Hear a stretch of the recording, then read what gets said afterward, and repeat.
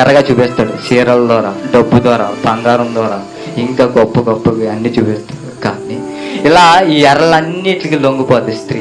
ఆశ ఎక్కువ అంట అని నేను అన్నట్లేదు, బైబిల్లో చెప్తాను కదా. కుయితి కలిగినవాడు ఆశ చూపిస్తాడు, ఆశకి స్త్రీ లొంగిపోద్ది. లొంగిపోయినప్పుడు లోపల ఉన్న చెత్త అంతా ఆడి చూపిస్తాడు. ఆ ఆశకి లోబడిపోయిన స్త్రీ. పురుషుడు మాత్రం లోపల ఉన్న చెత్త అంతా లొంగడు, కానీ లోపల ఉన్న చెత్త అంతా ఆశపడిన స్త్రీకి లొంగిపోతాడు.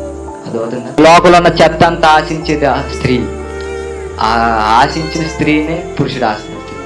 కాబట్టి అందుకే స్త్రీ చూడండి, నువ్వు తినంటే పురుషుడు తింటాడు, చచ్చిపో అంటే చచ్చిపోతాడు. లేరా చెప్పండి ప్రేమికులు. అలాగే మీకు ముఖ్యంగా తెలియాలంటే సంసోన్ తెలుసా కదండి, ప్రేమికుడు. మన అంటే యూత్ లీడర్ ప్రేమికుడు, యవనస్తుడు. ఆ ప్రేమికుడు సంసోన్ ఒక స్త్రీ ద్వారా ఎందరినో చంపాడండి. అలాంటి ఒక స్త్రీ ద్వారా బానిస అయిపోయాడు, లేదా అయిపోయాడు. అలాగే మీకు ముఖ్యంగా